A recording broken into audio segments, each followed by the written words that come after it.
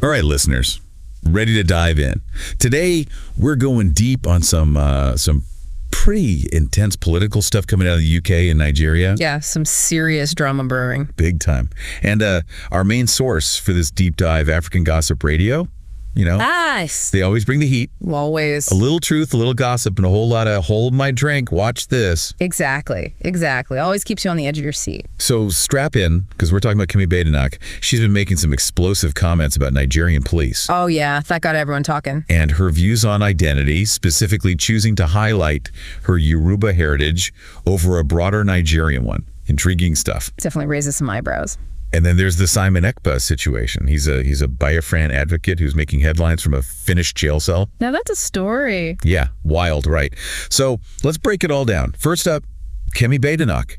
I mean, her statements about the Nigerian police calling them armed robbers, even sharing that personal story about her brother being robbed by them. Yeah, that was a bold move. Bold is putting it mildly.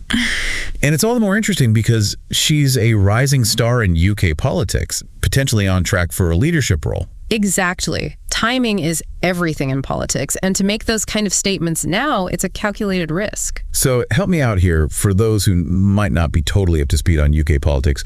Who is Tunde Partnock? What's her background? Well, she's currently a member of parliament, and she's held some pretty high-profile cabinet positions. She's known for her conservative views, her sharp wit, and her willingness to, shall we say, stir the pot.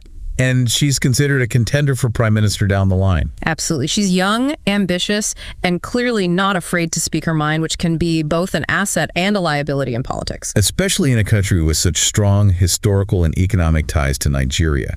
How do you think her comments about Nigerian police are landing in those circles? It's a mixed bag, for sure. On one hand, you have Nigerian leaders condemning her statements, accusing her of dissing her country to gain favor in the UK. I can see how they'd feel that way. Right. It's a delicate balance. But on the other hand, her comments resonate with a certain segment of the population, both in Nigeria and in the UK, who are fed up with corruption. So she's potentially appealing to those who value a tough stance on law and order. Exactly. It's a risky strategy, but it could pay off if she plays her cards right. And then there's the whole identity thing, emphasizing her Yoruba heritage over a broader Nigerian identity.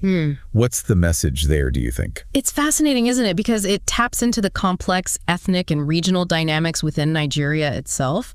The country has over 250 ethnic groups, and there's always been this tension between national unity and regional identities. So by aligning herself so strongly with the Yoruba people, she's wading into those internal tensions. Exactly. And that can have ripple effects both within Nigeria and in the UK's dealings with the country. I mean, how does the UK government effectively engage with a nation where even the definition of national identity is so contested?